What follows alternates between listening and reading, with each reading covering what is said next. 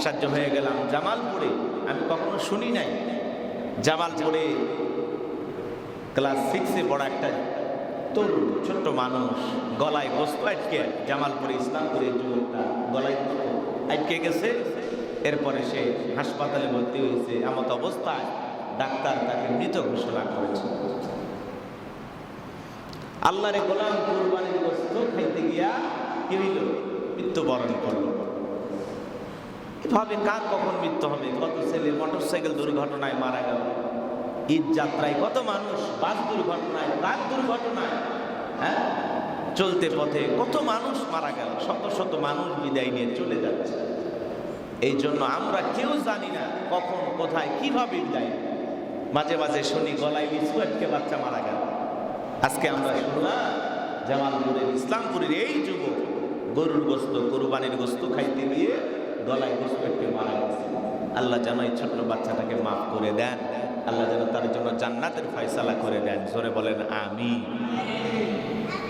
এগুলো অনেক সময় গলায় পয়সা আটকে, হ্যাঁ, পয়সা নাই, এটা আটকে বাচ্চা মারা যায়। খেলতে গিয়ে কোনো খেলনা গলায় আটকে অনেক সময় মারা যায়। এগুলো অনাকাঙ্ক্ষিত ঘটনা অনেক সময় ঘটে যায়। তো মালিকের পক্ষ থেকে যেটা ফয়সালা হবে সেইটার উপরে আমাদের তাওয়াক্কুল থাকতে হবে, আনুগত্য প্রকাশ করতে হবে। আল্লাহ আমাদের সবাইকে বুঝ দান করেন। জোরে বলেন আমিন। আর একটু জোরে বলুন আমিন। সম্মানিত হাজিরিন, চলুন আমরা আলোচনা শুরু করি। আমি কথা বলবো পবিত্র কোরআনুল কারীমের সূরা নিসা 59 নম্বর আয়াত থেকে। আমাদের আলোচ্য বিষয় হলো আনুগত্য। জোরে বলেন কি? আনুগত্য।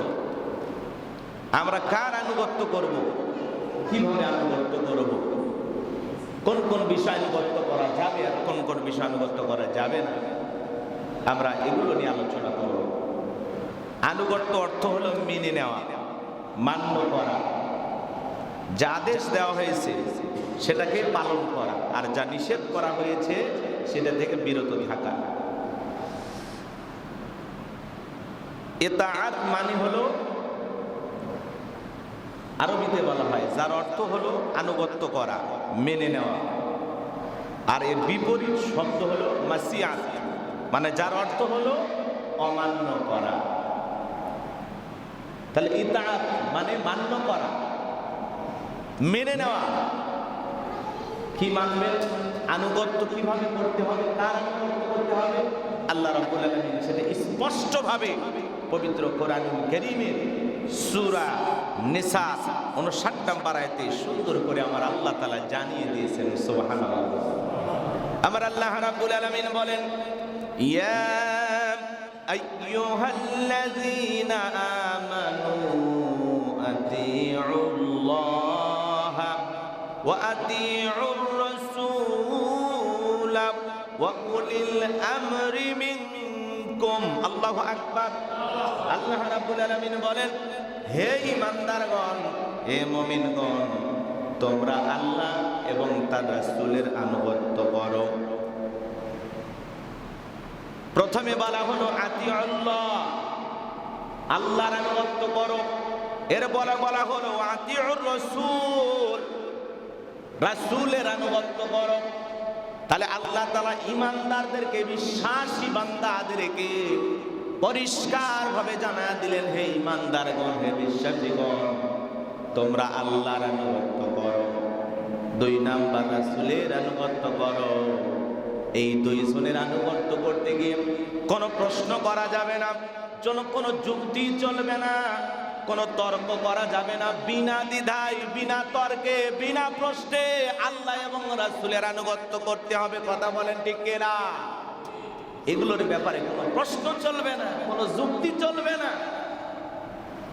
ভালো লাগলেও মেনে নিতে হবে, খারাপ লাগলেও মেনে নিতে হবে।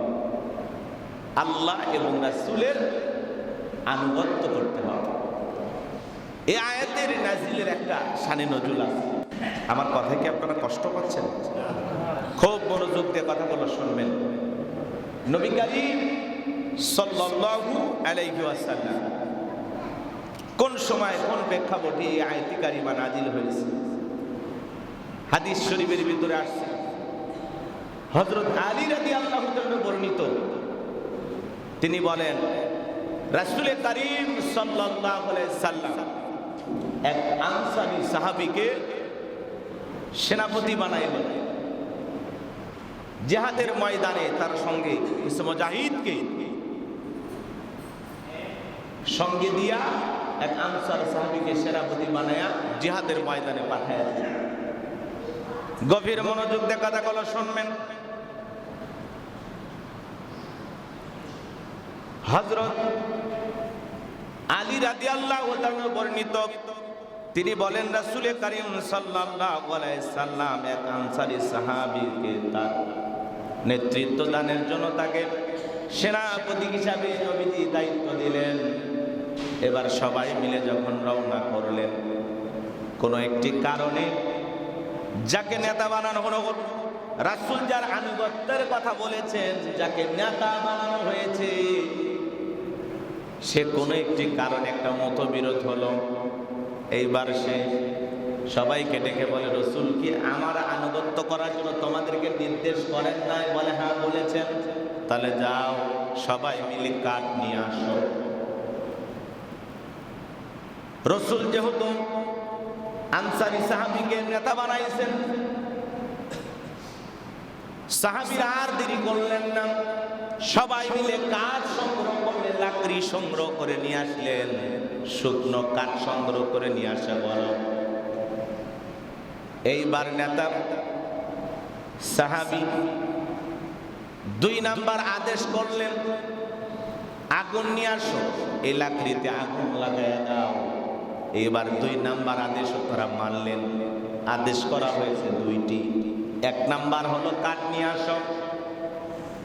সাহাবায়ে কিরাম কাঠ নিয়ে আসলেন নেতার কথা অনুসরণ করার জন্য। 2 নাম্বার যখন বলা হলো এই কাঠগুলোকে আগুন লাগায় দাও, এইবার তারা 2 নাম্বার আদেশ মানলেন। এইবার এই কাঠগুলোর মধ্যে যখন আগুন লাগানো হলো, এইবার সেই সাহাবী আনসারী সাহাবী বলতেছেন, তোমরা সবাই এবার আগুনের মধ্যে প্রবেশ করো, আগুনের মধ্যে ঝাঁপ দাও। বলেন তো এইরকম নেতা যদি আদেশ দেয় মানা যাবে? জোরে বলেন মানা যাবে। প্রথম 2টা আদেশ কিন্তু সাহাবীরা মেনেছেন, কাঠ সংগ্রহ করে নিয়ে এসেছেন। 2 নাম্বার এই কাঠগুলোতে আগুন লাগানোর কথা বলেছেন, সে আদেশও তারা মেনেছেন। 3 নাম্বার আদেশ যখন করা হলো, তোমরা সবাই আগুনের মধ্যে ঝাঁপ দাও, সাহাবায়ে কিরাম অবাক হয়ে গেলেন। সাহাবায়ে কিরাম মনে মনে সিদ্ধান্ত নিয়েছেন, যেহেতু নেতা অনুসরণ করতে হবে, তারা প্রস্তুতি নিয়েছেন, ঝাঁপ দেবেন, এরকম একটা মনোভাব তাদের তৈরি হয়ে গেল। নেতার আদেশ মানতে হবে। এই সাহাবায়ে কিরামদের মধ্য থেকে যুবক, নব্য যুবক এক সাহাবী দাঁড়িয়ে গেলেন, বলে না, প্রথম 2টা আদেশ আমরা মেনেছি, দুনিয়ার এই আগুন থেকে বাঁচার জন্য, জাহান্নামের আগুন থেকে বাঁচার জন্য আমরা আল্লাহ এবং রাসূলের প্রতি ঈমান এনেছি, কালেমা পড়েছি। জাহান্নামের আগুনে জ্বলবো না, এই জন্য আল্লাহ এবং রাসূলের আনুগত্য করি। জাহান্নামের আগুন থেকে বাঁচার জন্য আল্লাহ এবং রাসূলের আনুগত্য করি। আর আমাদেরকে আগুনে ঝাঁপ দিতে বলতেছে, শোনো, আগুনে যদি ঝাঁপ দিতে হয় আমরা নবীর কাছে যাব, নবীর কাছে যে সমস্ত ঘটনা আমরা খুলে বলবো। নবী যদি আমাদেরকে আদেশ দেন আগুনে ঝাঁপ দিতে হবে, আমরা আগুনে ঝাঁপ দিতে আমাদের কোনো আপত্তি নাই। সুবহানাল্লাহ। রাসূল যদি বলে আগুনে ঝাঁপ দিতে হবে, তাহলে আমাদের কোনো আপত্তি নাই। কিন্তু রাসূল যদি নিষেধ করে, নেতার আদেশ হলে এটা আমরা মানব। রাসূল যেটা নিষেধ করবেন আমরা সেটা করব। এইবার সবাই মিলে নবী করিম সাল্লাল্লাহু আলাইহি সাল্লামের দরবারে হাজিরা হইলেন। সবাই যখন উপস্থিত হয়েছে, পুরো ঘটনা রাসূলের সামনে বয়ান করা হলো, সব ঘটনা খুলে বলা হলো। নবী করিম সাল্লাল্লাহু আলাইহি সাল্লাম তখন তাদেরকে বললেন, তোমরা যদি তার কথায় আগুনে ঝাঁপ দিতে, তাহলে তোমাদের স্থান হতো জাহান্নাম। নাউযুবিল্লাহ। কারণ জেনে শুনে আগুনে ঝাঁপ দেওয়া, আগুনে ঝাঁপ দিলে মানুষ কি বলেন বাঁচবে না মরবে?